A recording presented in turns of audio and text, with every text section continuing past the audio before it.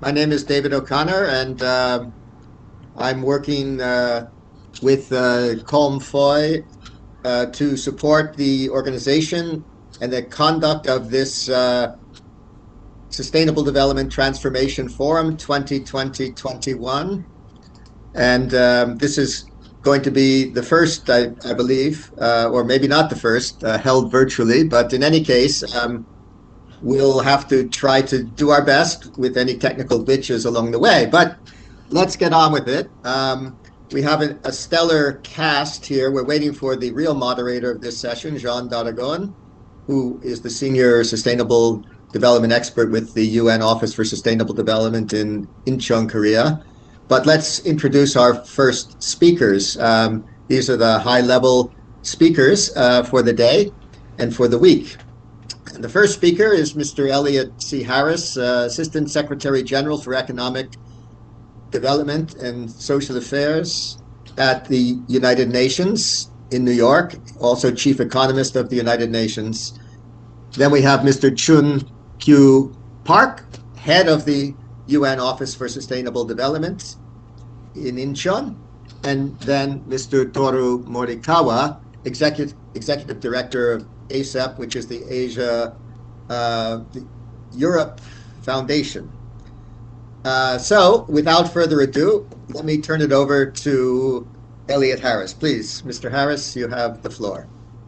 Thank you very much, John. Good morning, good afternoon, and good evening, ladies and gentlemen, distinguished speakers, participants, guests. Welcome to this, the 2020-21 Sustainable Development Transformation Forum. I'd like to start by thanking Mr. Park and the UN Office for Sustainable Development for convening this forum. And I'd also like to thank the Asia-Europe Foundation for its support to this forum over the years. Ladies and gentlemen, this year's theme is extremely important. Sustainable low-carbon, inclusive industrial development is a prerequisite for raising living standards and achieving sustained prosperity during the decade of action and delivery for the Sustainable Development Goals and beyond. Regrettably, the COVID-19 pandemic has dealt a heavy blow to countries' efforts to achieve the SDGs by 2030, a blow that compounds the slippages that we had already experienced in SDG implementation over the past 5 years. It is clear that for the next few years, we will be faced with the task of making up for lost ground. The first order of business for the international community is to work together closely to bring this pandemic under control everywhere. This means a stronger push to provide access to vaccines for all people in all countries as soon as possible. The UN is leading efforts to ramp up vaccine distribution to and in developing countries, primarily through COVAX. During a virtual meeting last Friday, leaders of the Group of 7 nations committed themselves to providing additional funding for international vaccine efforts. However, more funding is needed to support the COVAX effort to distribute safe and effective vaccines widely, especially in low and middle-income countries. In a statement welcoming the G7 pledge, the World Health Organization pointed out that despite having raised some $10.3 billion, there was still a gap of $22.9 billion to achieve full funding for the ACT Accelerator Partnerships work in 2021. We must also repair the economic damage that COVID-19 has caused, supporting as rapid a recovery as possible in all countries. But that recovery has to accelerate our progress towards sustainable development, making up for that lost ground both before and since the pandemic. Not many countries have the fiscal space to engage in deficit spending to revive economic activity and provide income support to those out of work or suffering significant income declines. Moreover, many developing countries were already heavily indebted before COVID struck, and this crisis has made their situation critical. We need urgent and comprehensive debt relief for those countries if they are to have any hope of reaching the Sustainable Development Goals by 2030. And the international community has to come together in a spirit of solidarity to provide the much-needed support to these countries as they undertake their recovery efforts. International financial institutions like the IMF and the World Bank and the other multilateral, regional and national development banks can also play a vital role in providing financial support to developing countries during this crisis and recovery. the recovery must generate the transformations identified in the 2019 Global Sustainable Development Report that are needed to put the countries on a truly sustainable and inclusive development path towards a shared prosperity. For many low and lower middle income countries, this means supporting their structural transformation toward more productive activities and sectors, including through industrialization, while at the same time contributing to tackling global challenges like climate change, biodiversity loss, and the degradation of the world's oceans. Hence, the emphasis on sustainable, low-carbon industrialization at this 2021 edition of the Sustainable Development Transformation Forum. We need to pay much more and very serious attention to the SDG 9 than we have done in the past. That one is building resilient infrastructure, promoting inclusive and sustainable industrialization, and fostering innovation. This is a priority for many low-income countries, particularly, but not only, in sub-Saharan Africa.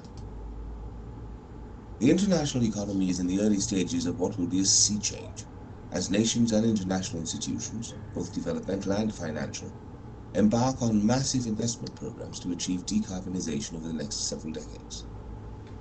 These investments will open up enormous opportunities for countries around the world to shift toward more sustainable production and consumption patterns, and to enact the policies that support them. Sustainable production, for example, entails the creation of the many goods and services that will drive sustainable industrial and other systems of the future, from solar panels and wind turbines to electric vehicles and batteries to new construction and building materials made with net zero emissions, as well as the software and the systems which enable smart grids and resource-efficient buildings, or the management of effective traffic patterns. An educated and skilled labour force will be crucial, as will conducive investment climates that promote innovation and foster technology acquisition, including through foreign direct investment, north-south, south-south, and triangular cooperation. One challenge that all countries will face is how best to diversify away from fossil fuels and fossil fuel-intensive industries and processes toward the new low-carbon industries and activities that will experience rapid growth in the course of decarbonization and into the future. As the middle class grows in Africa and in many low-income countries, there will be a rapidly growing demand for construction materials and machinery. This presents risks, but also opportunities for newly industrializing and rapidly urbanizing countries to incorporate cleaner, low-carbon technologies and processes in their materials processing industries from the very start. These opportunities that lie ahead are immense, but they will only be available to those willing to take the risks and invest in clean energy solutions. I hope that the experts who will share their knowledge and expertise with you over the next 5 days will succeed in generating a rich debate on how to seize the opportunities created for sustainable, low-carbon industrialization as we all work towards achieving shared prosperity on a healthy planet. Ladies and gentlemen, I wish you a successful forum, and I look forward to reviewing the internal communiqué and the publication that is to follow. Thank you all for your kind attention. Thank you very much, ASG Harris, for that excellent start to our week. And now I turn it to Mr. Park to give his remarks. Mr. Park? Okay, thank you, David. Good morning, New York and Latin America, and also good afternoon, Africa and Middle East countries, and good evening, Northeast Asian countries. Ladies and gentlemen, distinguished speakers and colleagues, first of all, I would like to extend to you all my sincere welcoming and thanks for joining the 2020 to 2021 Sustainable Development Transformation Forum hosted by the United Nations Office for Sustainable Development.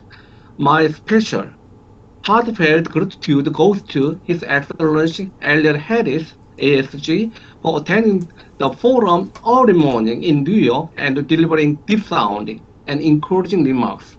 Also, I'd like to express my special thanks to the Asia-Europe Foundation, His Excellency Mr. Turu Morikawa, for his continued support for the forum. We are very pleased to have so many participants from around the world joining us virtually for the occasion. This is the sixth edition of the STF, which we have been holding annually since 2014. Unfortunately, we are not able to hold the forum in the past year due to COVID-19 pandemic, so this year's STF covers both 2020 and 2021. Dear attendees, considering that the world is still in the grip of this deadly pandemic, which has devastated world economies, it is timely and appropriate that we devote this forum to discuss about recovery and rebuilding in ways that are greener and more sustainable. The pandemic has struck us at a time when the people of the world are faced with other major challenges. For instance, enduring poverty and hunger in many countries, worsening effects of climate change, and stark and open widening inequalities. In 2015, the international community came together to adopt the 2030 Agenda for Sustainable Development Goals, SDGs, as agenda for addressing global challenges in coming years. We now have only a decade to achieve our goals, and we know that this same decade is absolutely critical and demand for bold actions. If we are to avoid the adverse effects of global temperature rise on our livelihoods, our health, and our well-being. We are now in the decade of action and delivery for the SDGs, and we must plot a course of action to tackle the most pressing problems we face. In the poorest countries, and ending extreme poverty and sustaining inclusive economic development are surely the most pressing challenges. Historically, industrialization in some form and path has been the ticket for many countries to end enduring poverty and underdevelopment. Also, we have no evidence as of yet that there is another viable path for the bulk of humanity. That is why the leaders of the world included sustainable industrialization in the SDGs, which in turn depends on resilient and efficient infrastructure and technological innovation. These three are inextricably linked.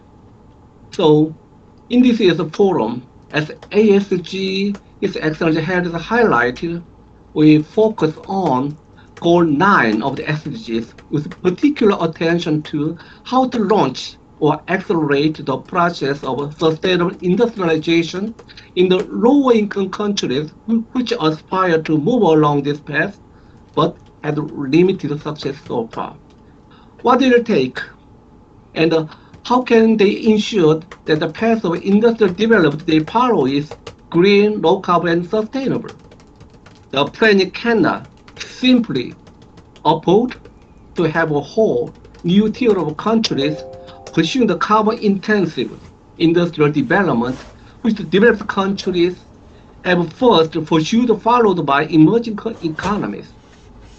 That path is only a dead end with worsening climate change as a consequence. So this year, we have brought together a group of leading experts from academics, think tank groups, private sector leaders, UN officials, and others to share their insights on how we can best promote sustainable, green, low carbon, and of course, inclusive industrial development. This is the direction we must take if we were to achieve shared prosperity by 2030. This is the path that we will reconcile our aspirations for good quality of life, high standards of living and well-being, with safeguarding the planet, climate, and other planetary systems, which are the basis for sustainable prosperity for our children and grandchildren. Hence, I look forward to learn much from fruitful debates and discussion over the coming week. I'm very sorry that my office could not host the forum in person this year. Let's all work effortlessly to end this pandemic as quickly as possible, including by ensuring that adequate supply of vaccines is available to all countries so that in God's will, we can all meet in Incheon for the next step and carry forward our conversation and joint endeavors for shared prosperity of our planet. Once again, I would like to thank you all for joining this forum and wish you a prosperous and healthy year. Thank you for your attention. Thank you very much, Mr. Park, Head of Office, the UN Office for Sustainable Development, UNOSD. I would like also now to invite Mr. Turu Morikawa, Ambassador Morikawa Turu, who joined the Asia-Europe Foundation as the 8th Executive Director in August 2020. So, Ambassador, the mic is yours.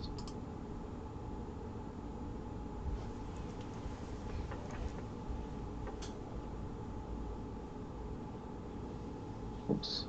Ambassador, we can't hear you. Maybe you need to unmute. Yes, sorry. Oh, now it's okay? Go ahead. Yes, thank you. Thank you.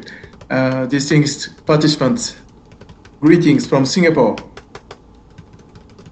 It is with great pleasure that I welcome you to the 2020-21 Sustainable Development Transformation Forum, Building Back Better and Greener, Sustainable Low Carbon Industrialization, representing the Asia-Europe Foundation, partner organization of this event. ASEF is an intergovernmental non-profit organization founded in 1997 by the leaders of the Asian and European states to promote the intellectual, cultural, and people-to-people exchange between the two regions. As an only permanent institution in the Asia-Europe meeting ASEM process. We have been working across the thematic areas, including sustainable development and public health, in cooperation with the UNDESA and other international organizations such as WHO, including through participation in the regional meeting for high-level political forum, HLPF, as well as the civil society. On behalf of ASEF, I would like to express our deep gratitude to the United Nations Office for Sustainable Development, UNOSD, for hosting this year's SDTF, overcoming lots of the challenges caused by the ongoing pandemic of the COVID-19 in a timely manner. The entire international community is tackling the pandemic. I refrain from reviewing the whole picture of our fight against COVID-19, but the pandemic's dire socio-economic implications had made an effort to accelerate the progress achievement of many SDGs even more urgent. Amidst the bleak backdrop of COVID-19, the pandemic offers an opportunity to develop green recovery plans for a more sustainable, low-carbon future that lack of impact on the concentrations of greenhouse gases in the atmosphere, despite the global economic slowdown last year, highlights the importance of advancing the transition towards a greener, low-carbon economy. While the international community has to do a lot to mobilize itself to combat the COVID-19 and to make recovery efforts, and the pandemic hits the country's economy, we need to accelerate efforts for SDGs. That is why we need to mobilize our wisdom to utilize the precious resource in a very efficient and effective way. That is why we commend the timeliness of this webinar organized by the UNOSD. During this year forum, will be contributing to the topic of circular economy as a part of the ASEF commitment to promoting carbon neutral economic growth, sharing our research findings and outcomes of dialogue among various stakeholders. We will be able to provide input to the international dialogue on the global production and consumption of single-use plastics, with considerable economic, social, and environmental impacts, both in the region and beyond, and share plausible approaches that could be scaled up in order to transition to carbon neutral economy.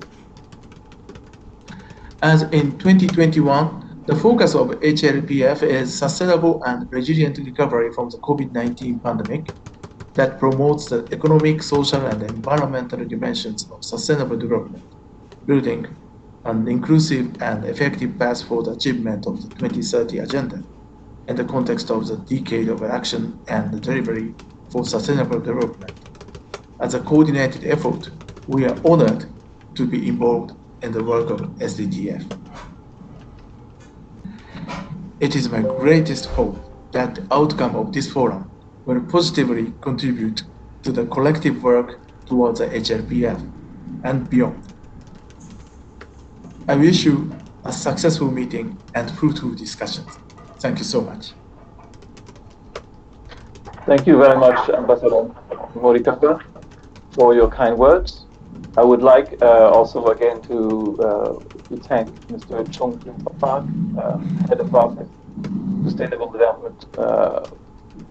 Development Office for or UNOSD in Korea, and I would like also to thank Mr. Elliot Harris, who's the Assistant Secretary General for Economic Development and Chief Economist, UN Department of Economic and Social Affairs, known as UNDESA. Thank you very much to the three of you for your remarks. And in the interest of time, I will hand over now to my colleague, Mr. Colin Powell, who will take over for the next part of this session. Thank you very much. Colin, the floor is yours. Merci, Jean. We have a very interesting lineup for you this morning.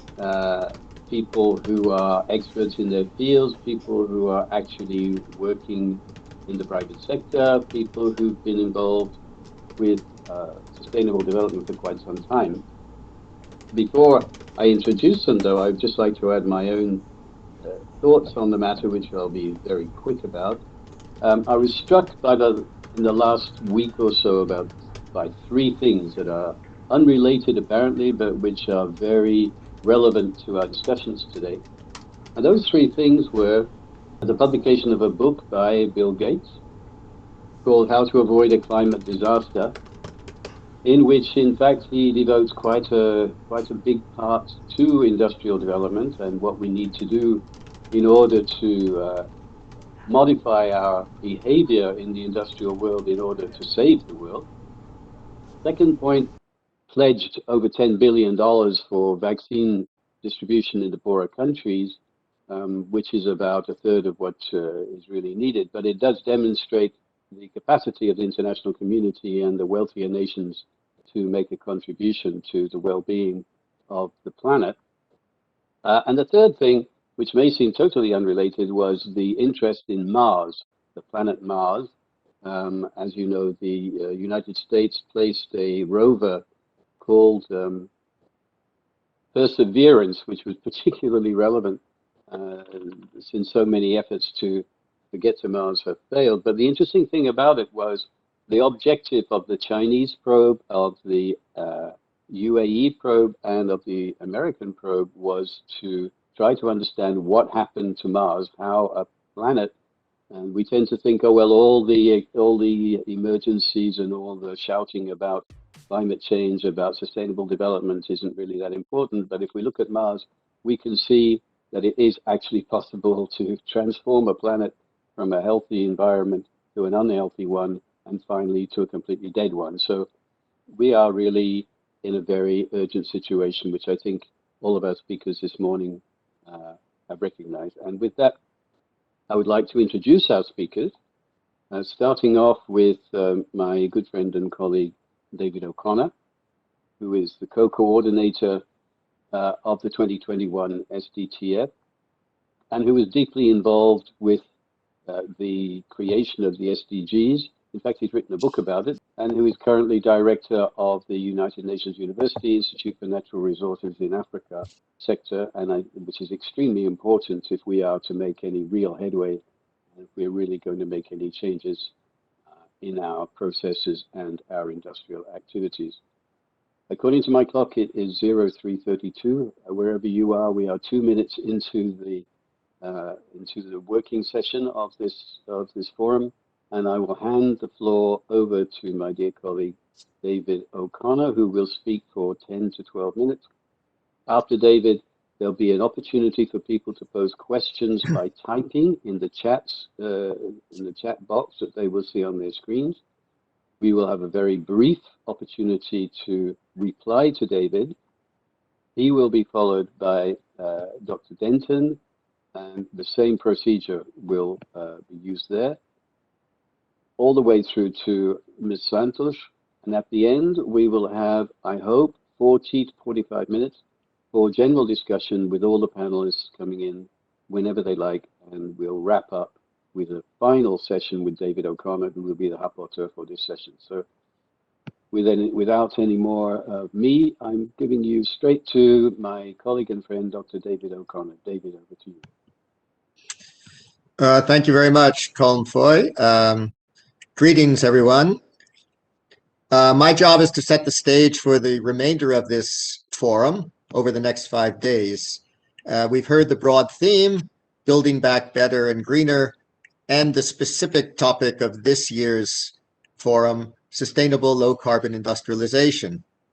Of course, all of this is in the context of the COVID-19 pandemic and the efforts to deal with it, to get it under control, and eventually to recover economically from the shocks that all the world has suffered.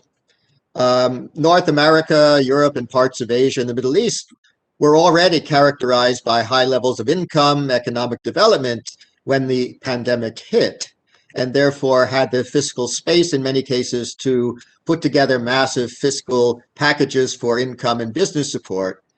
But as Elliot Harris pointed out, much of the developing world, starting from low income levels, has enjoyed far less fiscal space and has struggled to cope with the economic fallout, including, for example, the shutdown of large sectors of the economy, and in particular tourism, which has heavily impacted some of the small island developing states, African countries, and other countries as well. All countries were to varying degrees making progress towards the Sustainable Development Goals when the pandemic hit. And the pandemic gave a significant shock to their progress, with GDP in the developing world falling by roughly 15% at its low point in the second quarter of last year. The IMF projects that we may return to pre-pandemic GDP by the second quarter of this year, barring any new major outbreaks of the pandemic that may result from new variants. So in terms of growth, economic growth of the world economy, the last year has been a loss, a wash. But there are concerns beyond the GDP numbers, of course. For the pandemic has shown up starkly inequalities both within and between countries and regions. The digital divide, for example, has never been more evident, nor have health inequities, as we are all aware. Building back better from COVID-19 must necessarily address those inequities, as well as seizing the opportunity to invest in the infrastructure and the industries of the future, ones that will supply and use clean energy efficiently, ones that produce goods and provide services that economize on energy and resource use and that minimize various waste streams. This is the green part of recovery. Irrespective of their level of development, countries have little choice, really, but to accelerate efforts at decarbonizing their economies if we hope to be able to tackle climate change in the coming decades. So as noted already, we are truly in a time of major transformations, as noted in the Global Sustainable Development Report of 2019. And these can threaten those invested in the status quo, but they can open up tremendous opportunities for those willing and able to take risks in order to seize them. As Mr. Park mentioned, whole new industries are being born and coming to maturity. Others are still not yet discovered. Just think of the new industries, the new companies which have grown up in the recent decades as a result of the IT revolution. Service industries like Uber or Airbnb or M-Pesa. The Austrian economist Joseph Schumpeter has characterized this process as creative destruction. Some industries and firms will not survive in their present form. Assets will be stranded. But enormous growth potential resides in new technologies, new industries, and new markets. The question then is, who will be best positioned to benefit from and capitalize on those growth opportunities? What about countries which so far have been largely left behind by industrialization? Are there entry opportunities here for them? I would like us to consider during this week that there may well be opportunities for those countries in this set of transformations necessary to tackle climate change. We have to hope that there will be. Indeed, on an optimistic view, we may be on the cusp of a process of sustained and sustainable industrialization in many such countries. Some countries in Africa and Asia, including a number of low-income countries, have been among the fastest growing economies in the world in recent years. From 2013 to 2018, for example, Ethiopia topped the list at 9.4% per year. Not followed immediately, but with Ivory Coast and Djibouti not far behind. Other high performers include Bangladesh, Cambodia, China, we're not surprised about that, India, Laos, and Turkmenistan, all growing at over 7% a year. Ireland was the only developed country in that group, and we have someone, fortunately, from Ireland who will talk about that. This phenomenon is to be expected and is known as catch-up growth. Indeed, it is entirely plausible that some of these countries, plus another tier of African and Asian and perhaps some Latin American and Middle Eastern countries, will outperform the world growth average for several decades to come. These economies will be magnets for investment to supply increasingly prosperous populations. What is not yet cast in stone is what kinds of goods and services those people will demand and how those goods and services will be produced.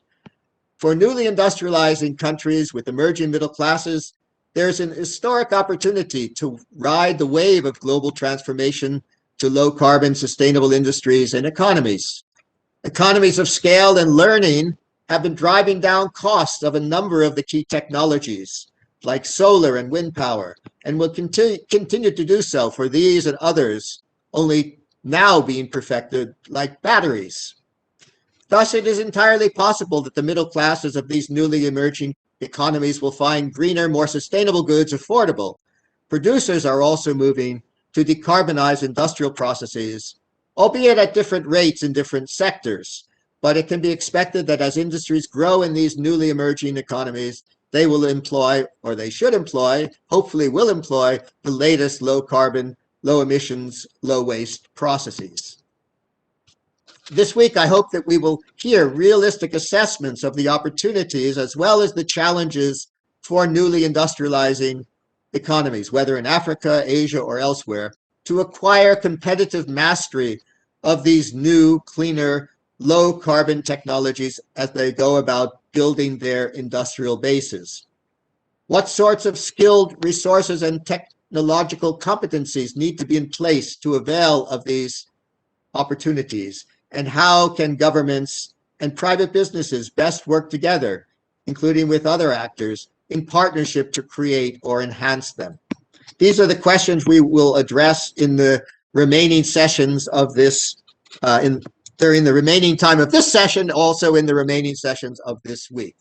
So I think I will stop there, although you have your agenda and therefore know what to expect in the coming days, but I don't want to take liberty with time here, and we have some other excellent speakers.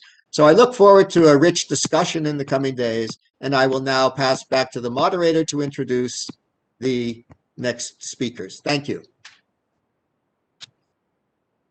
Thank you, David. As I mentioned at the beginning, this is now an opportunity. If there's anybody in the participants who wishes to make a statement, a comment, or ask a question of David now before waiting for the other participants to do their presentations, this is your opportunity. There was one thing that struck me, and that was when David was talking about new economies taking advantages of the opportunities presented by new technology and advances in science.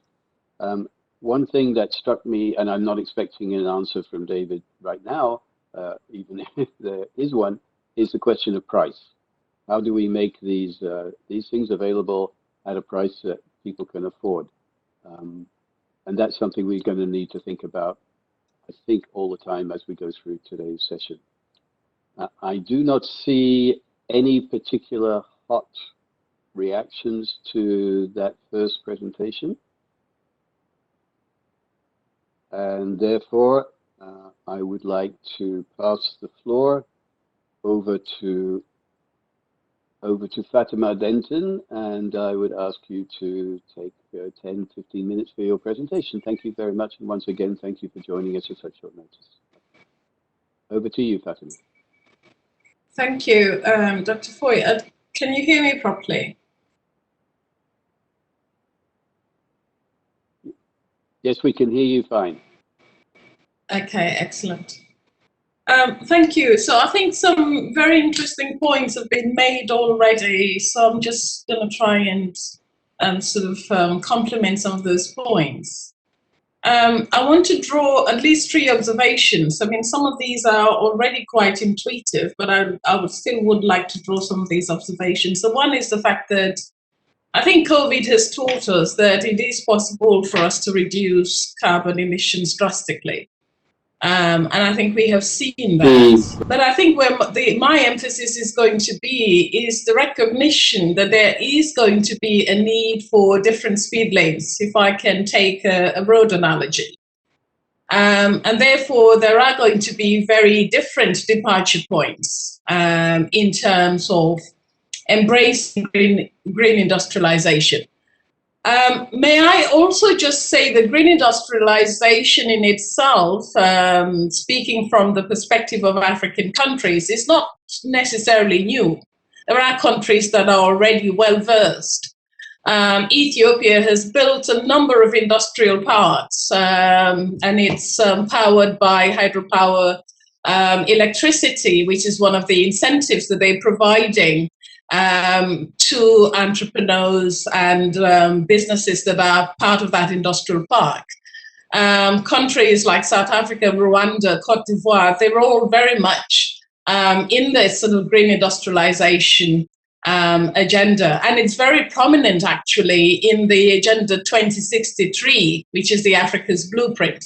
So it's not necessarily a new thing, but it's something that we need to build on.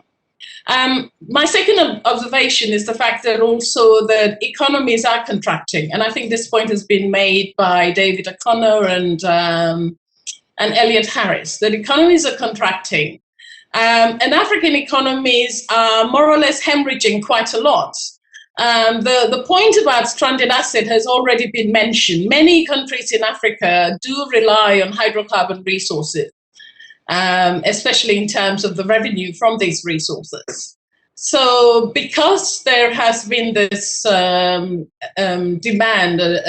low demand in oil and gas, and also because of the fact that this demand also means an absence of, this low demand has also created a sort of hardship, I'd say, for many of these economies, because they're now faced with high level of indebtedness. Some of them were already borrowing quite heavily, but now in this situation. 2, because their economies, as I said, is contracting, and a study recently done by ECA mentioned that these economies will continue to contract by 2.6%. And also because, as Elias and others have said, the fiscal space is greatly challenged. And fiscal space is important for any country, but particularly so for countries whose development priorities are pretty high on the list. So these are some difficulties that countries are already experiencing. Now, why is green industrialization important? I think for many reasons. One could argue that there are several advantages for Africa to industrialize. And I think we have a unique opportunity here that we do not have to industrialize going with the business's usual process, the same way that northern countries or industrial countries have done. We don't have to retrofit our economies. We don't have to have this the same industrial history, I'd say. And in many ways, we don't even have a transition because many countries will not have this problem of being locked in terms of, emissions growth. So they don't have that as a problem. And because Africa is a late bloomer, in terms of industrialization, it can actually make some very good choices. It can begin to use its resources efficiently. There's been talk about the circular economy, and there are a lot of benefits about that because you can keep goods and products in circularity for much longer. And it can also decouple its growth from fossil fuel emissions. So there are several opportunities. It's also important because Africa is a continent that is growing. I think David mentioned also the growth rates of Ethiopia and Cote d'Ivoire, Senegal, Mozambique, and other countries. And growth will certainly continue. So it is certain that there are many returns on investment if Africa decides to take that pathway. Not least because it's a rapidly urbanizing region. It has a growing middle class. It has a youth population that is also growing. And so these are several opportunities there. But I think moving forward in terms of green industrialization, I would say that there is at least 3 types of management that African countries will have to do. The first one is how they manage the comeback, the economic comeback. There is a temptation that many countries would want to go back to using cheap coal, and you can't really, you can't really discount that. It is a very strong temptation because, as I mentioned before, they are facing a number of difficulties, not least fiscal space and revenue loss. And it would be much easier for some countries to dig it out of the ground or to take advantage of cheap coal. So this is not something that we can ignore. It is actually quite tempting. We must also mention that, especially in the aftermath of a pandemic, Africa is going to need a very stable and secure sources of energy. Many of Africa's development priorities are going to be in sectors that would need a lot of energy. Infrastructure, construction, buildings, those are sectors that are going to be very heavily energy intensive sectors. So there is a sense that this will be a possibility. So how it manages that comeback so that it doesn't go back into some of these old ways of doing things, I think is something that we need to watch out for. The second management, I would say, is managing the transition. I wouldn't want to sort of have my intervention without mentioning, although it is quite obvious, the transitions are never easy. They are complex, they're messy. And we need to take, we need to take that into account. Some of the, it's also not going to be politically economy neutral. There will be newcomers. Africa's energy and Africa's extractive has always been seen as an enclave economy where winner takes it all.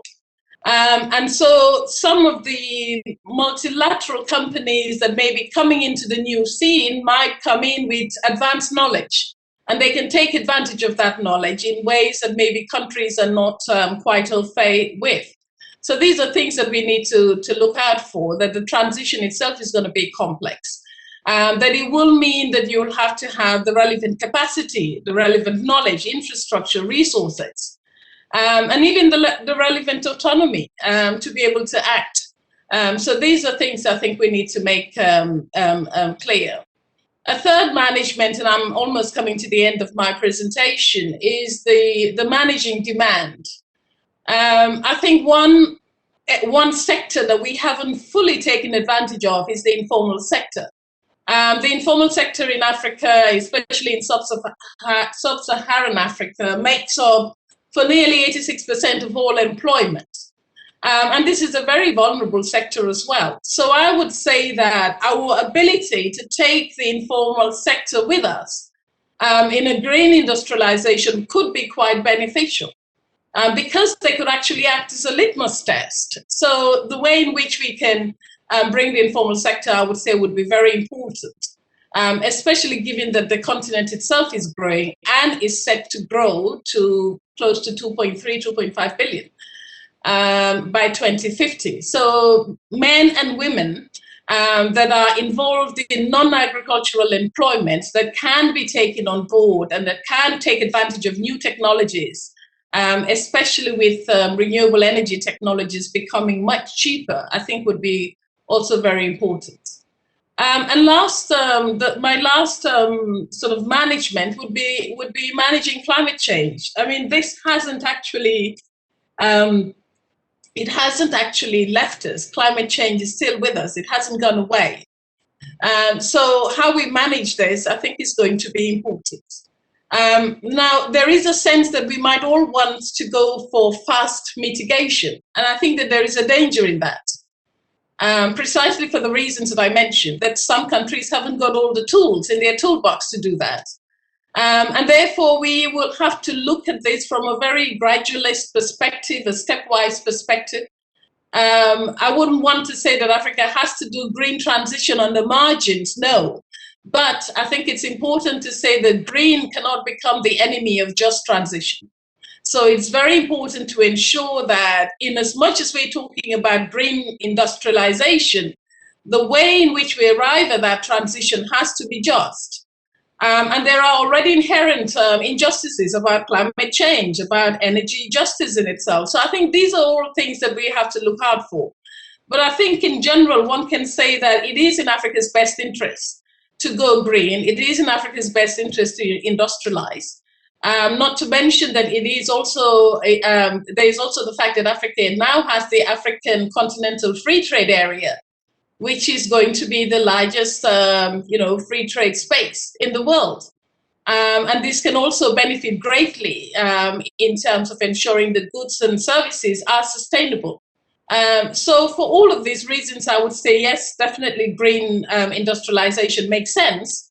But I would want to caution that we do have an imperative for adaptation. So we shouldn't delegitimize adaptation and go for fast mitigation to the extent that we might end up hurting economies a lot more. So I'll stop there because I think I may have taken more than the 10 minutes that I was given, and I'm happy to take questions at the end. Thank you very much. Thank you, Fatima. We do actually have an immediate reaction to you. I don't know if you can see the chat screen. There is a question, a comment from ASG Harris. Perhaps you'd like to, if you can't see it, would you like me to read it? If you would, just nod your head. I can't seem to see it, actually. I've seen something, but I can't seem to see everything. Maybe it's just my... It says coal is not necessarily any cheaper than renewables, especially in the African context, when one considers the huge advantages to be had for electrifying through decentralized mini-grids powered by solar. And that kind of investment can be handled by the private sector much more easily than the huge investments in centralized grid electricity generation, which would have to accompany the continued reliance on fossil fuel energy generation. In other words, he seems to be saying that the micro approach might be the one that we should prioritize. Yeah, and I don't think I would disagree with that. And yes, it is true that the price in renewables are falling, and coal is probably not any cheaper, like he rightly said. But I think that there is a whole culture shift as well. Some of these countries will also have to put in place the infrastructure that they need to have to be fully able to take advantage of some of these renewables. So it's not just that because it's there and it's cheaper that they're going to go for it. There is already this sort of default towards coal. And there is a sense, there's a perception, there's some sort of a sovereignty issue here and autonomy around these resources. So you're not going to turn around and tell countries, that see themselves as fully sovereign, that they can't use coal and they must go for renewable, even if it's cheaper. There is going to be some kind of transition process to be able to get them to sort of see that one is probably better for the environment and also cheaper in terms of long-term benefits. But I do take the fact that yes, coal might probably not be as cheap as one might allude to. But yes, but that's a point that I've taken on board. But all the same, I don't think that it's going to be a swift process to go towards renewable energies, even with all the benefits that Mr. Harris has outlined. Thank you, Fatima. I think it's probably most efficient if we go straight on to Louis to make his presentation. I would like to just point out one thing to participants, which is we do actually have a presentation on, Fatima mentioned the African Continental Free Trade Area, which is the subject of one of our sessions on, just let me check, which will be on Wednesday. So if you want to tune in again on Wednesday, there's a special session on the AFCFA. Louis, would you like to take the floor? Thank you. Good morning, good afternoon, good evening, good night. Thank you for inviting me to say a few things here. I have a PowerPoint to help go through the process. First, Colin, you introduced me, but you can see I have several hats, and one relevant here is I think that I'm currently Vice Chair of the UN Committee of Experts on Public Administration. But you also referred to the European Commission. In the last 10 years, I worked indeed at the European Commission, so I have a bit that background too. I will address three simple questions, namely the why, the what, and the how, on the topic of innovating public governance to build back better and greener with sustainable industrialization. I'm not an economist. My specialty is sustainability governance, but I think I hope I can say something useful here. Next slide, please. So on the why side, what's happening? Why? And we all know all this. We have a big problem, and there's a global set of problems even. The climate and biodiversity crisis and the COVID-19 pandemic are destroying, really, partially economic, social, and environmental systems globally, and this affects the implementation of the SDGs.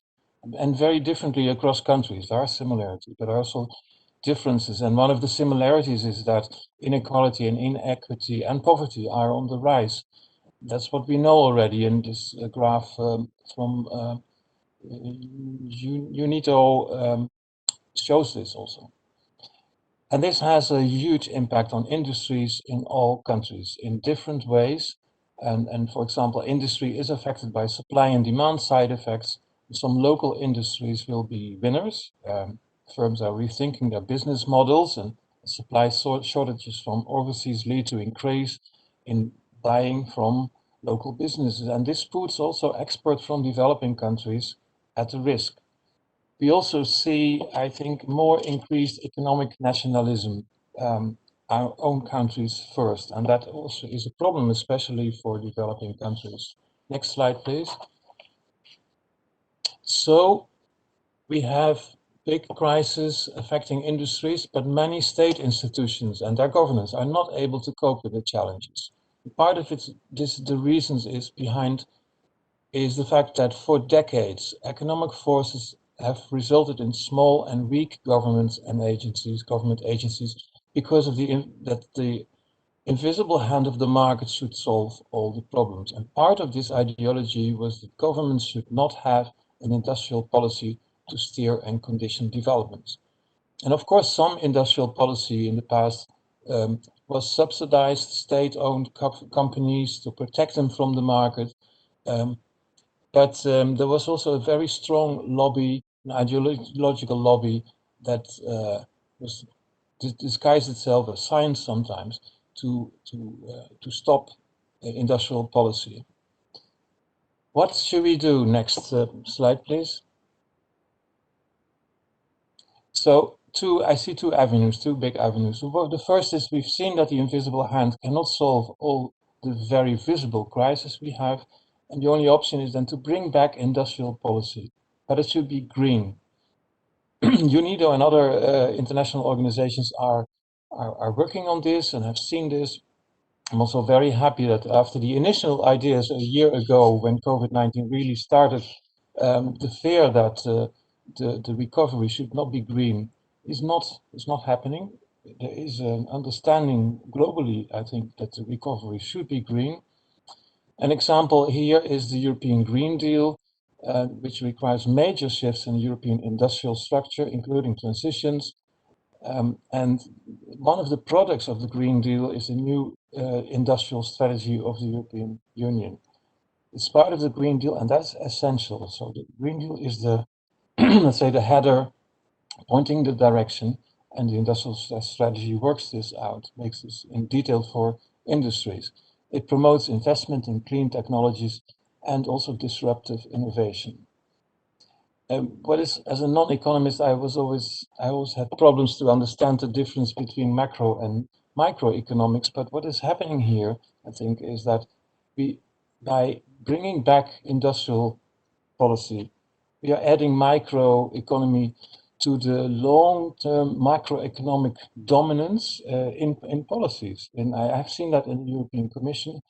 There is a revival of the departments that work with the real economy. So that's important. Thank you. Next slide. And then we get to the what.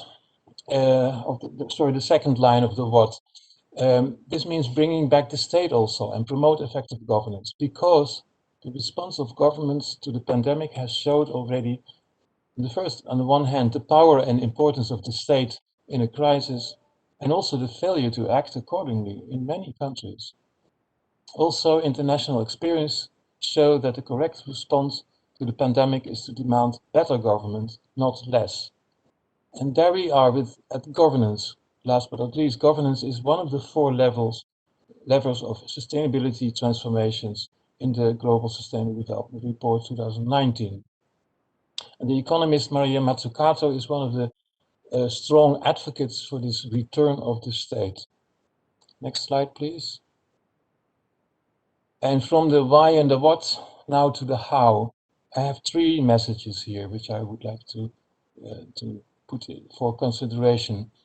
The how question is the governance question. Policy is what you do, governance is how you do it, with which tools. The first is innovative public governance requires a fast evolution to more adequate rules, tools, resources, and skills. Fatima also mentioned the importance of having the right tools, because the most common public governance style is still hierarchy, which is centralist, legalist, top-down, with a silo mentality, and is not inclusive and not geared to partnerships and co-production, which you need for bringing back the industry. The most needed innovation is therefore, in my view, shifting the balance between the institutions and the tools and the mindset of hierarchical network and market governance in a dynamic mixture, and the management of which is then called meta-governance or governance of governance. But the name is not so important. It's about bringing back and changing into a more dynamic balance the different ways you can do governance. In addition, innovating public governance should become a strategic policy area. And this is an important thing, because in most countries, I think that the department responsible for public administration and governance in general, and of the tools, is considered as an overhead issue. It's not a political department, not very high in the pecking order of ministries. And I think that's wrong. Quality of public administration and governance is essential for all the SDGs, and particularly for SDGs 16 and 17, but also essential to create the possibilities, the conditions for operation in SDG 9. This was stressed. Next slide, please. So my second suggestion is about on how to innovate governance, is that innovative governance must be embedded in mission-oriented public administration and governance reform to achieve the SDGs by 2030.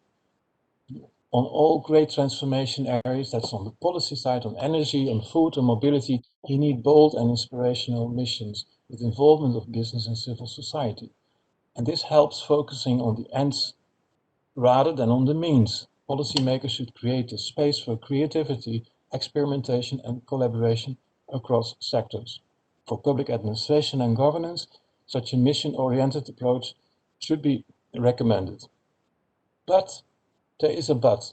I put here the picture of a quote of Martin Luther King, questioning the idea that the ends can justify any means, and also Mahatma Gandhi has said it. So this is a kind of a warning that sometimes we need to really push the means. And a good example in this context is that a tax shift from labor to pollution, for example, is an important thing. You should not tax the goods, but the bads. And another example is the means of sustainable public procurement. It's 14 to 20% of GDP in all on average in countries, and not using that tool is not using that means is not a wise thing to do. Next slide, please. And the third message I would like to give is that a central part of the mission-oriented reform is creating the capacities and mindsets for innovative governance. And the first concrete point is using the 11 principles of effective governance made by the Committee of Experts on Public Administration and UNDESA and endorsed by the ECOSOC Council, which has turned out to be very useful. Many countries are using this already, and especially also in African countries where the African peer review mechanism is doing a study at the moment on these principles. And then work on at least 7 of these priority areas. The first is logical. Digitalization is crucial, but COVID-19 has also seen that this has increased the strengthening of digitalization, and this is the way we are now talking to each other. As a result of that, has also increased the digital divide, and that's a big issue because you cannot do a green recovery of the industry without a fair recovery. The other points I just mentioned here, multi-channel service delivery is important. Open government data that also can be used by business. Simplify administrative processes. Decentralize public services. Make partnerships with private sector and civil society. And this is still, I think there's a model in my own country, the Netherlands, of specific green deals, voluntary agreements between governments and civil society and business for specific economic sectors. And in that small country, the Netherlands, they have closed more than 200 of such deals. That's a nice, very good tool. And then change the mindset and behavior of civil servants. Last but not least, but important, and that's my last slide. Indeed, because working in political, institutional, and mental silos, there are 3 types of these silos, is a main cause of ineffective governance for the SDGs. And we are all doing it. I have a background of more than 35 years in public sector in many different situations, and we know that we are part of mental silos. We have our enemies, we think of. But silos are also very good because they give structure, they help responsibility and transparency and accountability, and they give identity. So instead of the popular concept of breaking down all the silos, this is, by the way, part of the same ideology that made the state small. We should do something else, and I call this, we call this teaching silos to dance, make them work together and more flexible and permeable without losing the necessary structure. You need good communication and collaboration skills. You need methods like the mutual gains approach. And you also need bureaucracy hackers and boundary spanners, new terms, relatively new terms, people who know the rules, the written and unwritten rules in the organization, but succeed in connecting across silos effectively and do the things that are necessary. Last slide. So I would like to thank you for your attention. I talked about the why, the what, and the how, and I hope that the topics I discussed will come back later this week. So thank you. Thank you, Louis. As usual, a fascinating presentation with some interesting, very interesting topics raised. The question of partnerships, tax the goods, not the bads. That's a nice leitmotif for us to take forward. And of course, the whole issue of good government, not big government, or maybe big good government. I'm not quite sure. Perhaps people in the audience would like to comment on that. Let me just remind you, you have two boxes available to you as participants. You have a chat box, which you can use. You also have a Q&A box that you can use to address any of the presentations that you have heard and the last one that you're about to hear. And to the presenters, I would like to remind you that you are, after the final presentation from Natasha Santos, you are invited also to intervene on a relatively free basis in a general discussion for the rest of the time that we have available. But without taking up more of your time, I'd like to introduce Natasha Santos, who's the Vice President of Bayer Crop Science. She is going to give us a perspective that we do not hear enough about in our forum, and that is a private sector perspective. And I'd like to hand over now to Natasha, and muito obrigado. Thank you, Com. Muito obrigado. What a pleasure to listen to so many distinguished speakers. So good morning, good afternoon, distinguished guests and participants. First, I want to thank the organizers for inviting me to contribute to this timely dialogue. I truly believe that if we all work together with a strong sense of urgency to build back better, we can achieve significant transformational leaps needed for a greener, smarter, and more equitable world in our generation. I believe many of you know Bayer, perhaps from our healthcare division, but today I'm here to represent the work we are advancing in our agricultural division. Bayer is a life science company with more than 100,000 employees worldwide, and we have embarked in a journey to tackle two of the most pressing challenges of our time, health and nutrition. We invest annually around 5.3 billion euros on R&D that not only goes into new product development, but as well new sustainable business models, which I will talk briefly in my presentation today. Next slide, please. Here it is. So we believe the biggest challenges in agriculture today are climate change. Many of the speakers have already talked about it. The second, the need to reduce environmental impact, and digital transformation to enable all of that. The big question in ag is, how do we feed the world without starving the planet? The World Economic Forum Global Risk Report says climate change is our most pressing challenge, and recently the UN Development Programme conducted an opinion poll on climate change and found that 2/3 of people surveyed globally said climate change is a global emergency. Climate change is challenging agricultural resilience and farmers' livelihoods, and will put more pressure on ecosystem. But we believe that together we can find ways forward. Bayer has the opportunity, but as well the responsibility to grasp this moment. We must combine agriculture innovation with a business model that has sustainability at its core, and fulfilling this vision requires us to fundamentally reimagine what it means to be an agricultural company. Next slide, please. And of course, we must do this with farmers in mind, because the farm environment is a miniature ecosystem with its own soil composition, weed, pest spectrum, and climatic conditions.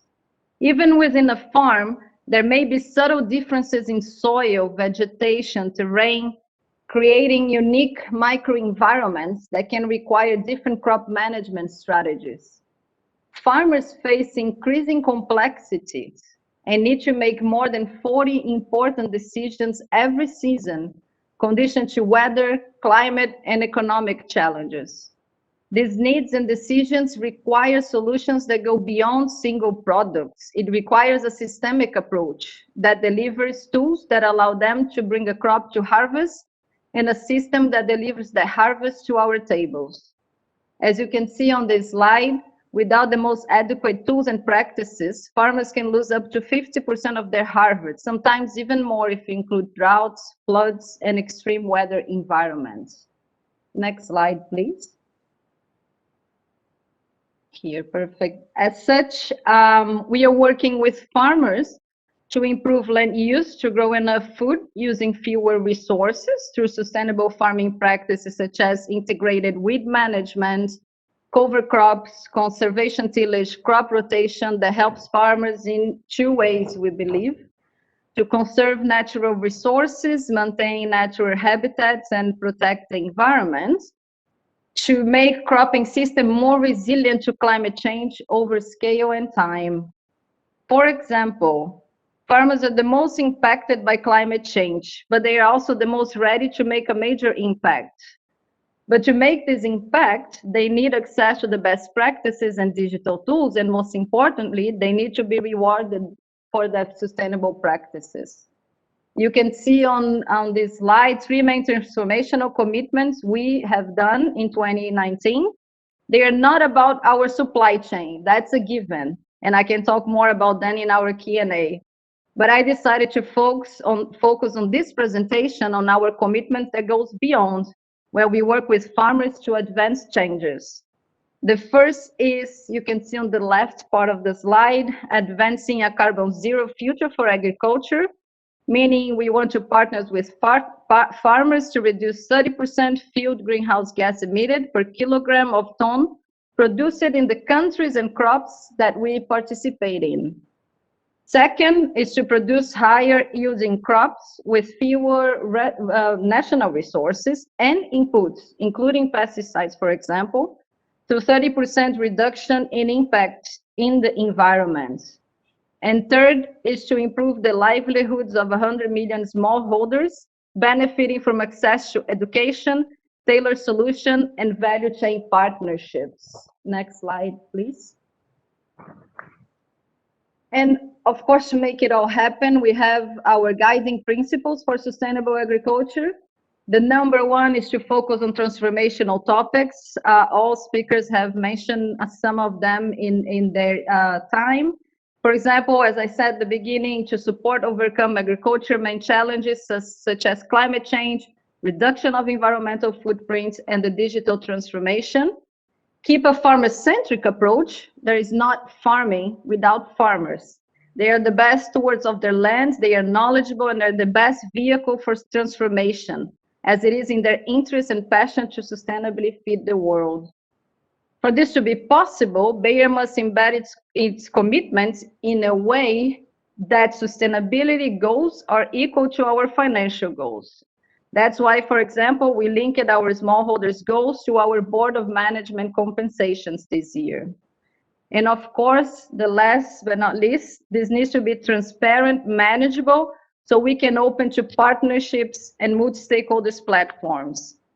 As a leader responsible to design partnerships on the ground to reach those commitments I just shared with you, with my country organizations, I believe the main challenge for us is to get collaboration at large scale implemented on the ground. I truly believe policymakers can not only set the science-based framework for transition, but can help to create centers of expertise and hubs of innovation and implementation that companies like ours can easily tap into that network and start implementing projects that support the country's objectives in sustainability. In the next slides, I'll give some examples of projects we are fostering, and I'll be happy, of course, to hear from you on our Q&A session as well. Next slide, please. So that's the first one, our commitment on advancing carbon future for agriculture, carbon zero future for agriculture. I truly believe that advancing a climate neutral agriculture can be a triple win to the world and society by contributing to reduce greenhouse gas emission, for food security with better yields and predictable harvests, and to farmers as an additional source of revenues. I'll give you a concrete example. Today, a corn farmer in the US Midwest generally works to maximize the revenue generated on a fixed piece of land through the combination of increased yields and more efficient use of inputs like seeds, crop protection, fertilizers, water, etc.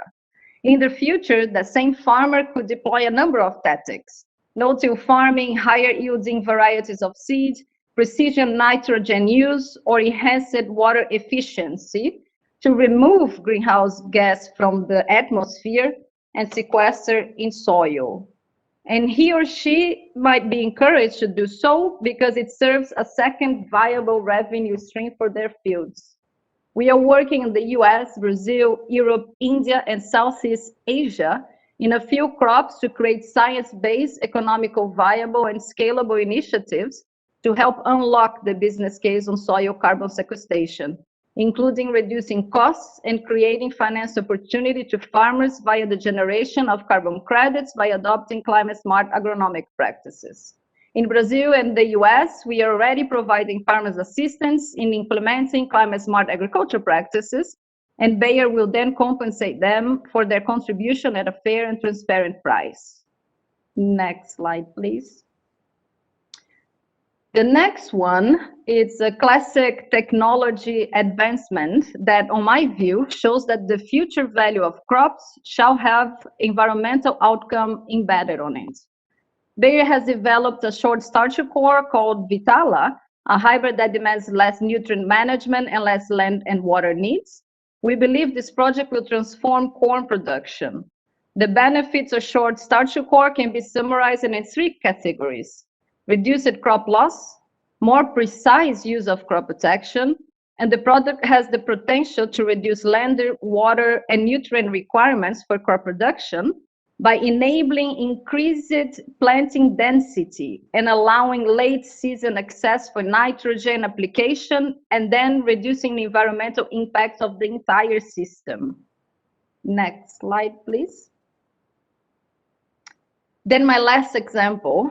By 2030, we are committed to empowering 100 million smallholders farmers in developing regions by improving access to agronomic knowledge, products, service, and partnerships they need to help us all move forward sustainably. This is definitely a commitment that we know can only happen if we go beyond our input sector and support, for example, more access to affordable technology, information, and market access. Some of our current initiatives to deliver against this commitment are in the area, for example, technology and data access. We kicked off projects in Africa and Asia for drone-enabled precision application of crop protection through the introductions of safety protocols and standards, as well as pilot safety training. We did that with a lot of companies on mechanization and drone application. We are enabling digital tools that can bring market insights, weather forecasts, and free agronomic advice directly to farmers' phones, helping them reduce the risk of crop loss. But we can't do it alone. We are establishing growing innovative partnerships, such as, for example, the Better Life Farming Alliance that helps farmers located in rural areas in India, Bangladesh, Indonesia. This alliance with the International Finance Corporation, Netafin, and Swiss Corporate follow a last mile delivery model for agricultural inputs and service, coming to life through Better Life Farming Centers. Those centers are run by agri-entrepreneurs, offering access to an ecosystem designed to support in areas such as seed planting, precision irrigation, crop protection, finance, and insurance.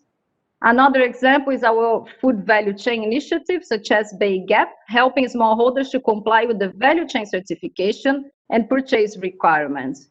This global initiative has been successfully implemented in India and Mexico, providing farmers with the adequate agronomic tools and advice to sell their produce regionally and globally. Next slide, please. And then that's it. This is my last slides. I want to thank you all for inviting and for taking the time to listen to me.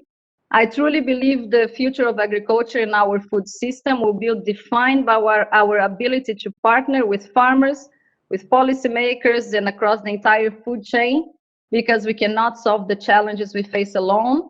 We must transform ourselves to keep up with an ever-changing world that requires perseverance and creativity. But we also need to turn talk into concrete actions. That's why I try to share concrete projects we have been accelerating in the past years. I believe that with transformational innovation, new business model, a strong focus on sustainability, we can really feed the world without starving the planet. And in many places in the world, we have only 10 harvests to implement the changes we want to achieve the 2030 SDG goals. So I really look forward to interacting with you in our Q&A. Thank you very much. Thank you, Natasha. I found that absolutely fascinating. In fact, all four presentations have been fascinating. And there's something that came out of that, which I think people might like to think about. Very, very strong messages about partnership, science, and in this last one about the little guy, the farmer, or the little girl, the farmer at the bottom of the chain, or the informal sector that Fatima was talking about. All these elements must come together to make any kind of sustainable impact for sustainability. Now I would like to throw this out to everybody. Just a reminder, if you want to ask a question from the participants, if you're a participant who wants to ask a question, please type it in the Q&A box. The presenters are all able to intervene as they wish at any time. I have at least one question immediately, technically for Louis, but I think there are several other people who may wish to intervene, including Natasha. This is from Wanika Arindel. I'm not quite sure where he or she is, but says, most interesting is teaching the silos to dance. We continue to wish to break down silos without understanding why they were formed and how they continue and how they function. So to be able to use the individual strength and understand their failures, we can create greater systems.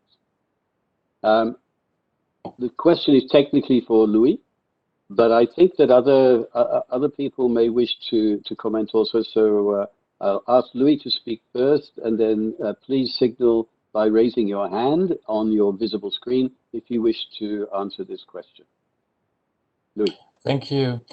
Yeah, it's an important topic. I think this cultural change we need, and that, but also the realization that silos are not only bad, but also have good things, and they offer protection and so on and so on. So it's really silly to just break down all the silos and to make the flat organizations where you have no structure anymore. So that's why we invented this alternative metaphor, teaching silos to dance. It also means that you may need dance teachers. We've organized a training already a month ago at the European Commission with some civil servants there. But you also need to realize that the solution or the dancing will be different in different countries, depending on the administrative, culture, tradition, and how people tick. So there's a lot of work to do here. And what I wanted to stress in the chat box also that same is true for big organizations in the private sector and also on the civil society side. Also in Bayer, I suppose, in your organization, Natasha, there will be silos, and there will be a lot of loss of effectivity and loss of creativity because of that. So we all have to work on that. And it's also necessary because if you want real partnerships for the SDGs between government organizations and business and civil society, you have to be on equal footing, and you have to be able to know, to understand each other's interests and what drives all the different partners, and also what it means to take responsibility. This is one of the things I also think we have to ask from business and civil society organizations, and not only from government organizations. That as a start. Thank you.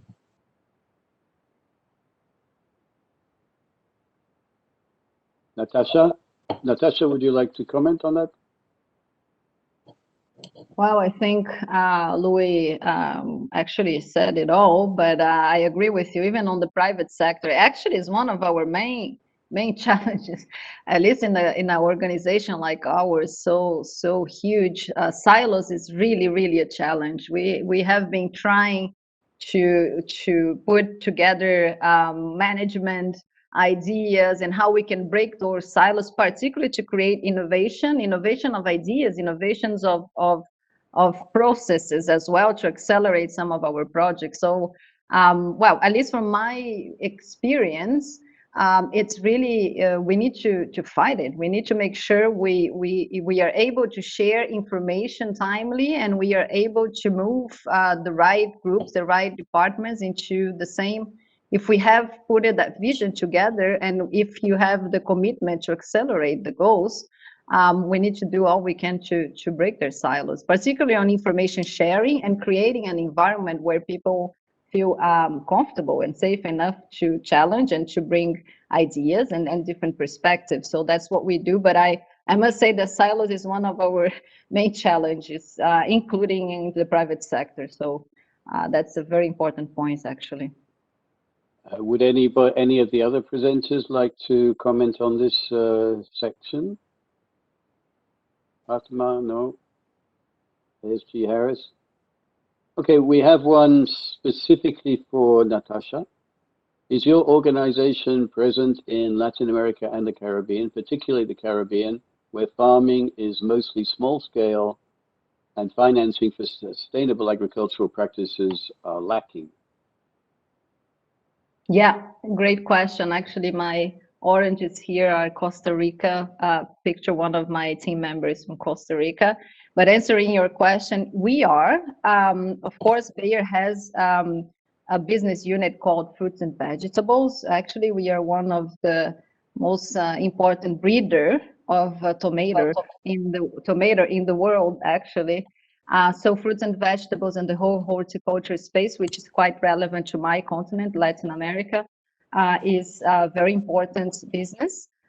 We see particularly on this area that, and that's why I mentioned a few of the partnerships, we need to be a bit innovative with smallholders, and that's why I brought two examples, the Better Life Farming, that's in Asia, but as well the food chain partnerships in Latin America, because those are farmers that need more holistic or systemic solutions, particularly on market access, particularly on complying with the needs or the requirements from the value chain, from certification schemes, and from consumer demands, for example. So all the knowledge, all that digital transformation from access to apps that gives more agronomic advice, as I mentioned, or access to information and training to really be able to fill the demands of those certifications of particularly food value chain companies makes a big difference. One, for example, recent project that I am most proud of, because if you look from our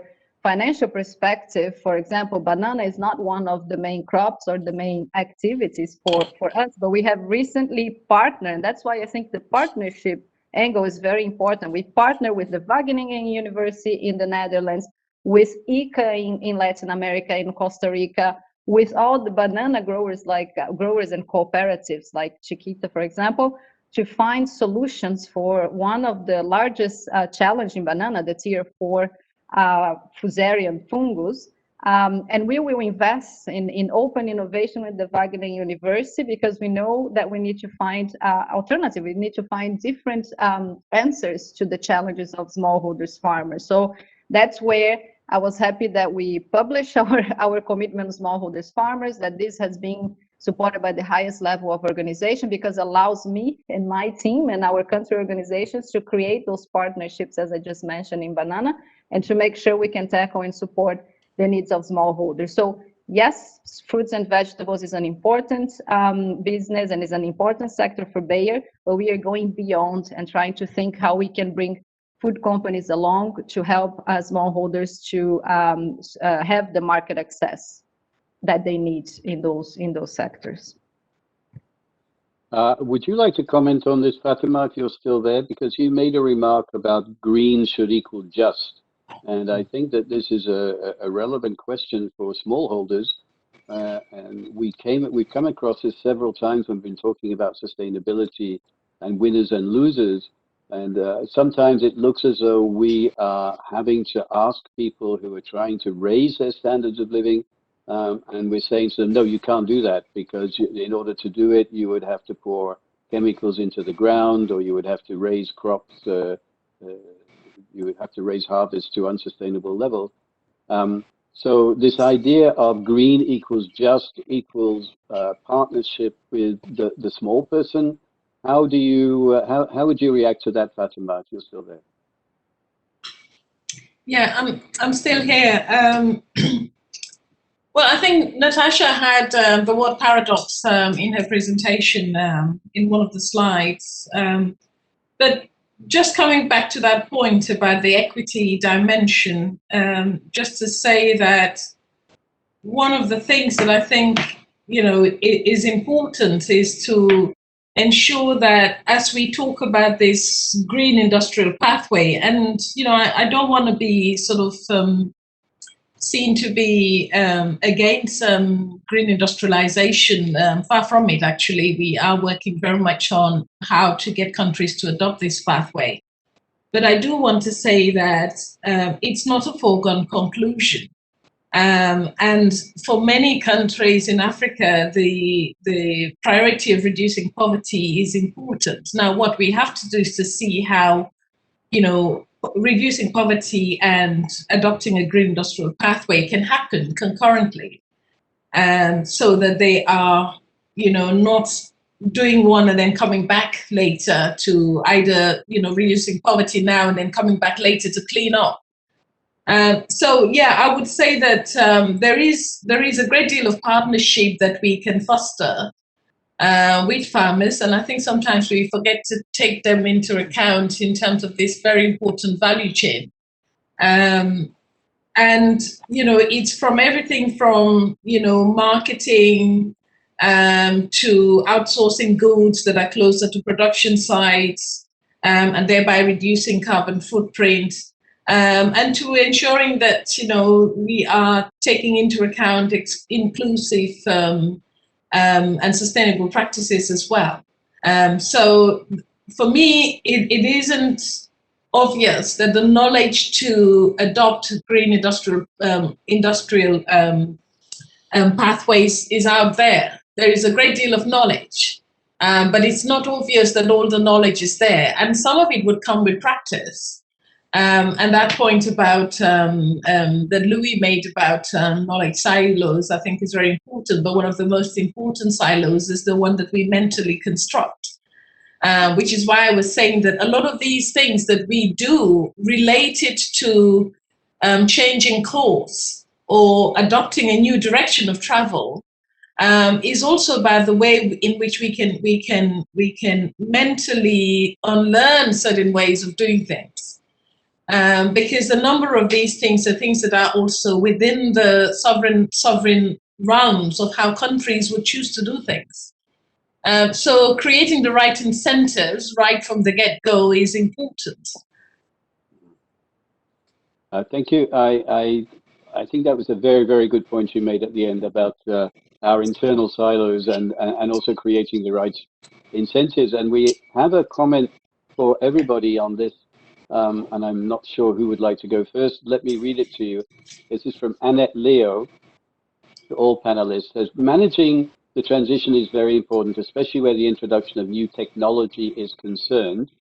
and special concern for youth involvement and the workforce when retooling of skills will be important towards green industrialization and the circular economy.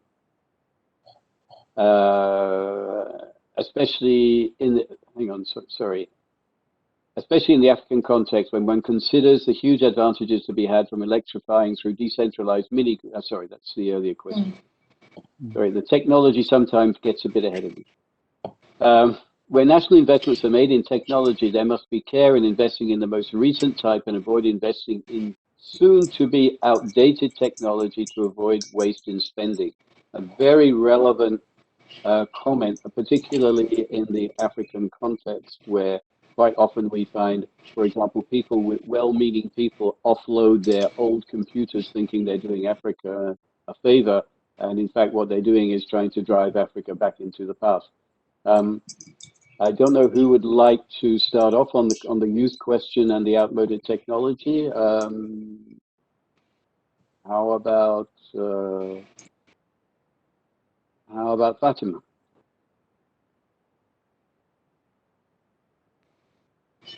Yeah, just on the outmoded or outdated technologies, in one of the studies that we have done at the United Nations University's INRA, Institute of Natural Resources in Africa, we recognize that this is a very sort of plausible scenarios, and which is why we're also saying, in as much as countries are going to be faced with this prospect of stranded assets, that there is a real threat that if they don't use it as an opportunity to diversify their resource base, they may be faced with technologies that are not wanted in the rest of the developed world. And that's also, not just, it's a nuisance, but it's also a huge challenge for countries in Africa. So there is a sense that it would make a lot of sense for many African countries, in as much as they face with stranded assets, to look at this as an opportunity, as I said, to diversify their resource base, but also to get there faster in some ways, to get to that sort of mitigation signpost faster.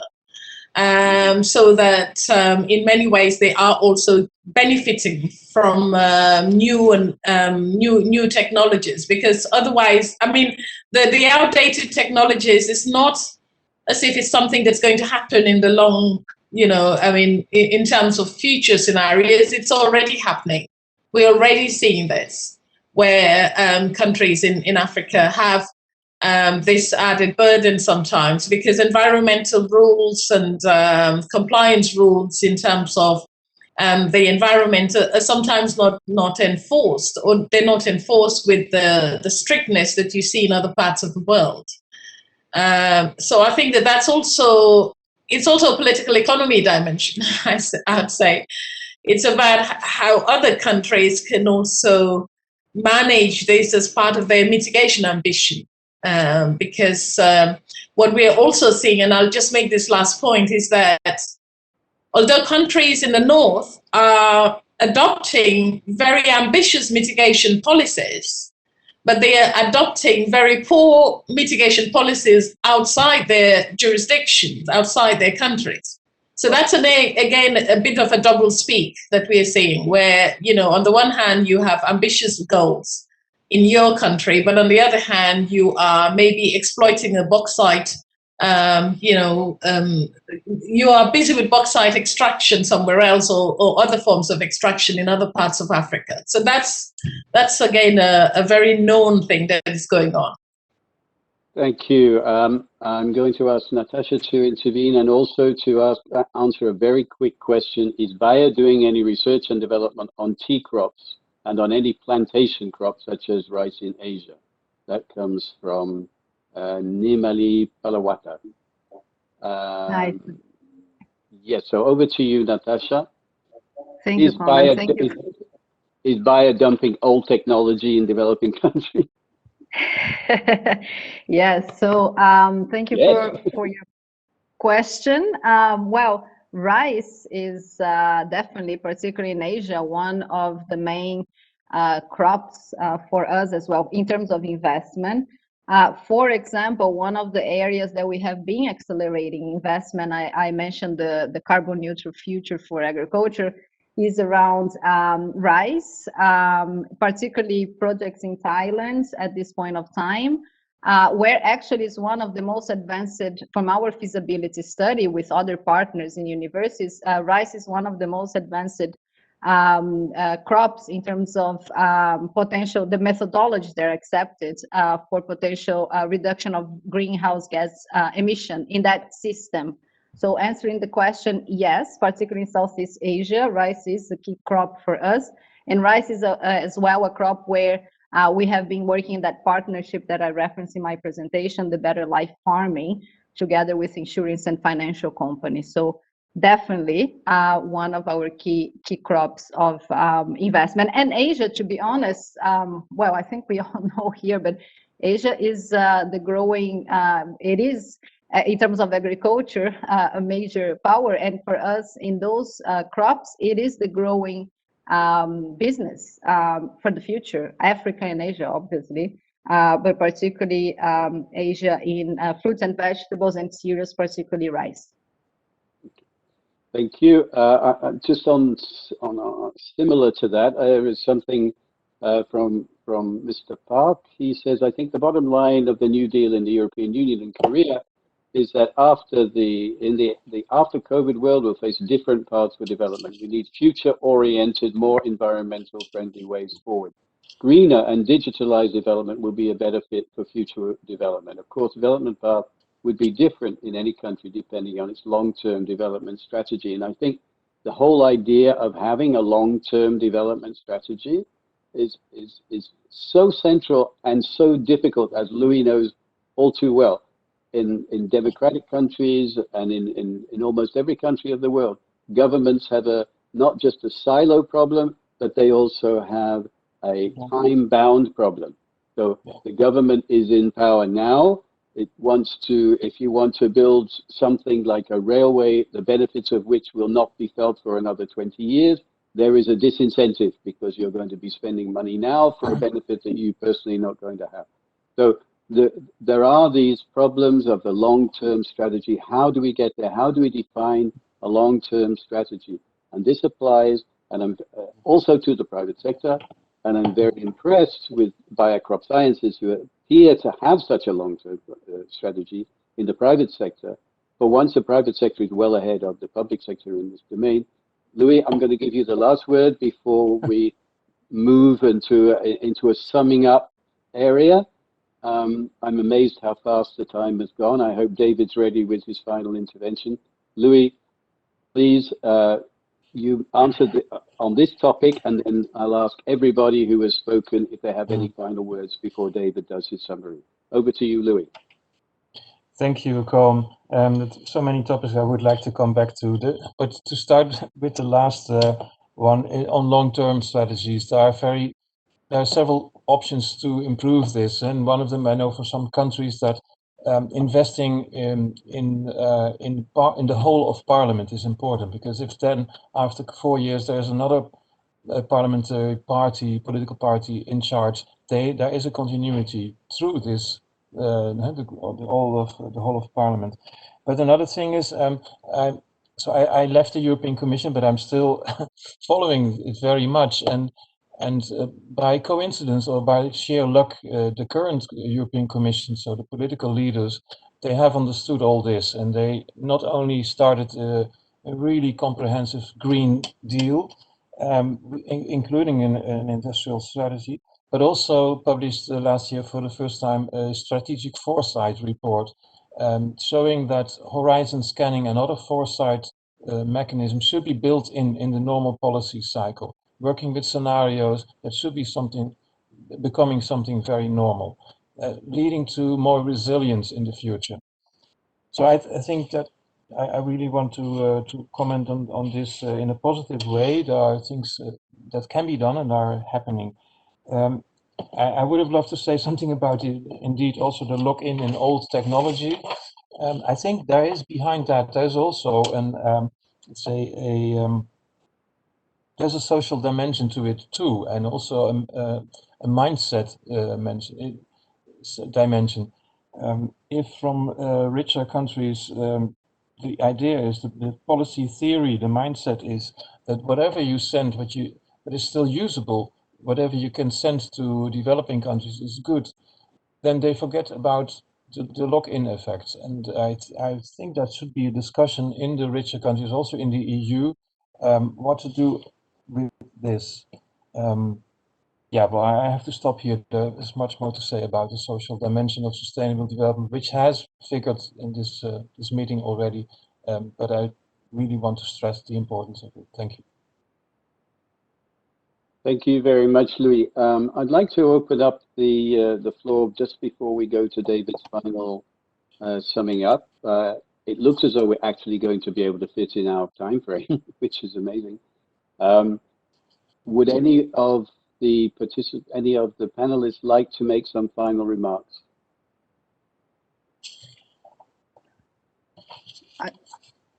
I can just make 2 comments, if you, can you hear me? Yes?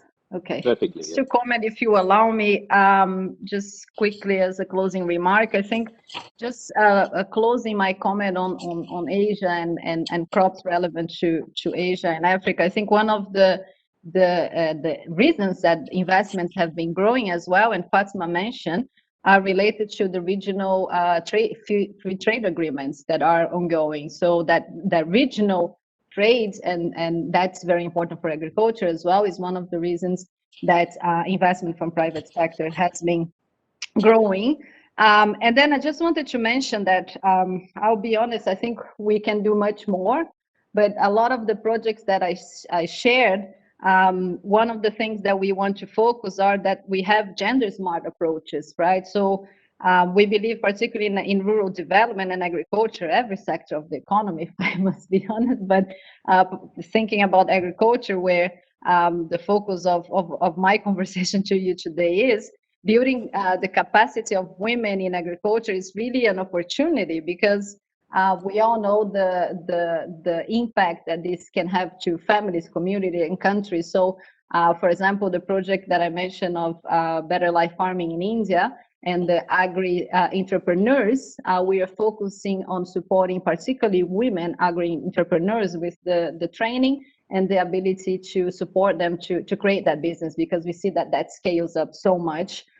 So a lot of those projects will have that gender smart approach to make sure that we multiply in a way, and that's something of the focus for us in the next decade. So I just wanted to make sure. Someone mentioned about youth and technology adoption, important, but as well the gender smart approaches of the projects, because we know the scalability of things that can happen if we focus on those approaches. So thank you again. It was really a pleasure, actually an honor to be amongst all of you. I learned a lot, and I hope I could share as well a little bit of what the private sector has been focusing on this transition for greener and better economy. Thank you, Colin.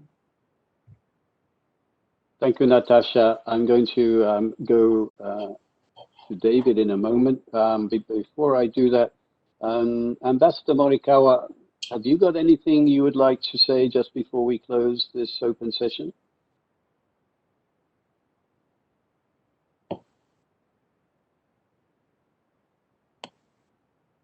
I don't think so. Yes? Yes. Thank you so much. I'm looking forward to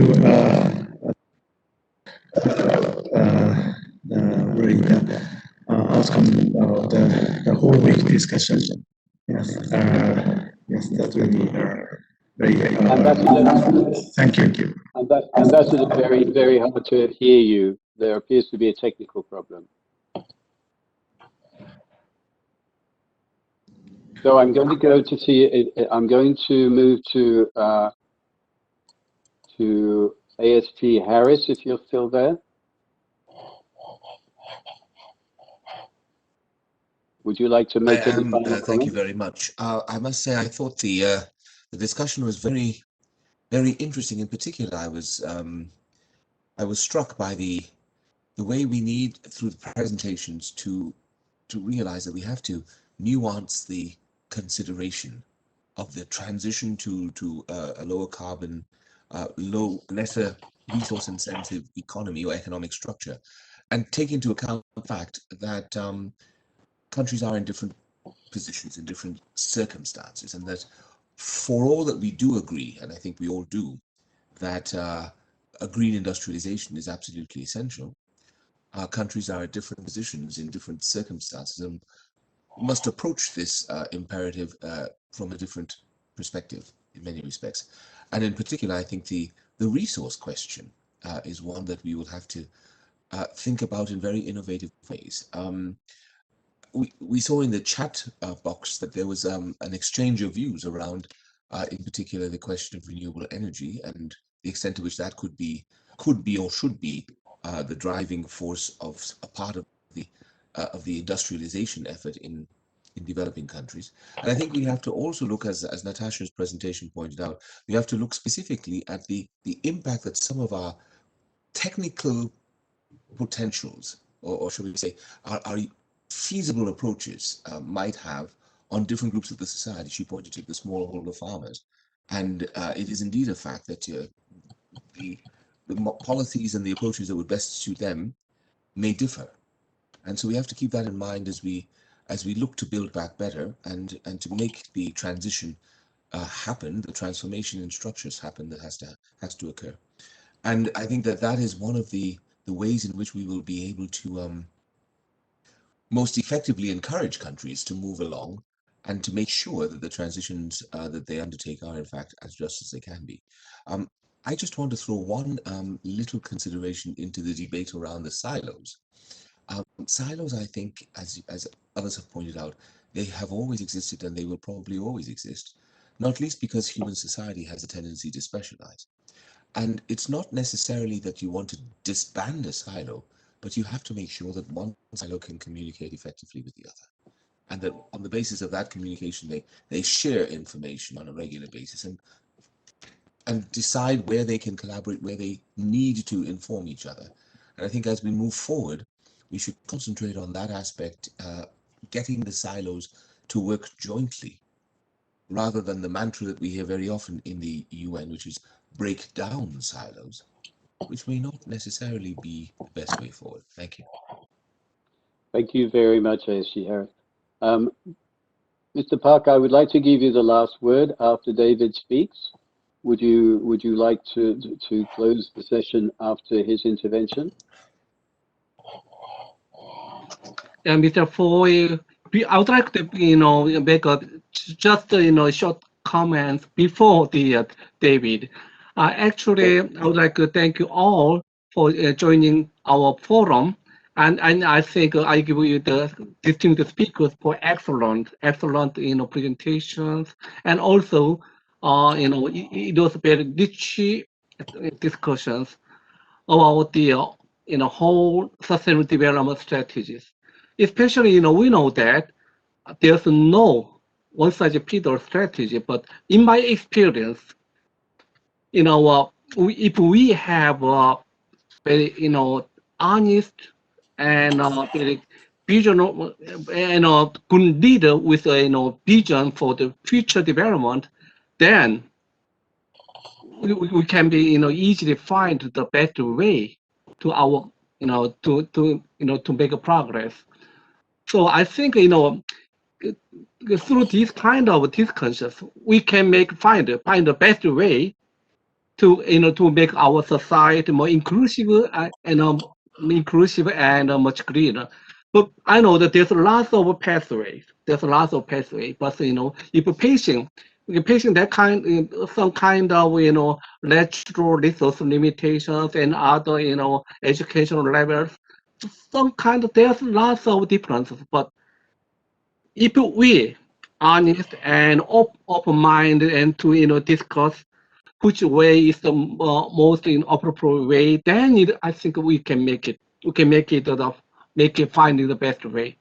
Once again, thank you so much for all of you for joining the forum, and especially participants from the American continent at this earliest time. Thank you so much again. Okay, thank you again. Thank you, Mr. Park. David, you have -9 minutes, but I think we can probably let you go on a little bit longer. So over to you, David. I won't be long. It's only 1 minute over if I have my clock correct here in New York. But in any case, thank you all. What I would like to do is make a couple of very brief points, making the transition to the coming days. I think one thing I took away from this morning was that, in effect, globalization has come in some sense to a screeching halt, abrupt halt for a short period of time, hopefully. And this has provided an opportunity. It's a crisis of huge proportions, and we shouldn't downplay that. But it is also an opportunity if you think about it. The collapse of world oil prices in the midst of the pandemic has really forced a reckoning for countries who thought that they were going to glide for years to come as petroleum or gas exporters, and that was going to be their main source of growth. They now have to begin seriously to reassess, and I think they've already begun to do that because of climate change, but now that process needs to be accelerated. And it's not, as Fatima has pointed out, not a done deal to diversify one's economy, especially because governments have been very comfortable getting revenues from natural resources, which in some cases haven't really trickled down very much to the population, but nevertheless have made governments somewhat complacent. And so changing those mindsets, getting out of those siloed mindsets will be a big challenge. And at the same time, so the governance piece is still, going to take some serious work. But the economics is in our favor. The prices of these new technologies are dropping in some cases very dramatically and have been for decades. And so there is the possibility, at least, that renewables, electric vehicles, and etc. will become affordable even to lower income countries in the coming years and decades. And that's a very good thing. And the question remains then, will those countries just remain consumers, their growing middle classes of these new greener technologies, or will they find their footing as producers, as suppliers in the course of a green industrialization? And I think that's the big unknown at this point, and what we would like to explore in the coming days. What are the conditions to make that possible in terms of, attracting the investments? What kinds of policy framework, institutional framework do countries need to put in place to be able to attract those investments in these new industries and technologies? What kinds of human resources and investments and skills and training do they need to make, and how will they do that? And what is the role of partnerships in that process? And finally, what are the technological capacities required, and how can countries strengthen those technological capacities to be able to be players in these areas? And that includes in sort of high-tech agriculture as well as in industry, because these are human resource intensive, complex processes and technologies. And so preparing to take advantage of these opportunities will be crucial and will be the subject of discussion in the coming days. And I'll end there. Thanks. Thank you, David. We now come to the end. I can't believe we're only 5 minutes over. It was a fascinating discussion. I think we could have gone on all day. I'm really very grateful to all the participants and those presenters who have given up so much of their time, and I know you're all very, very busy people. Thank you so much. The rest of the forum continues until Friday. For me, at the ungodly hour of 3 o'clock in the morning, but for others a little bit more conveniently at noon in Europe and in most of Africa. You have received an email which will give you instructions about how to register for future sessions if you so wish. I will be contacting each of you individually to thank you for your presentation, as will the office, and on behalf of the United Nations and the United Nations Office for Sustainable Development, I would like to thank you all and wish you a very good day, afternoon, and night.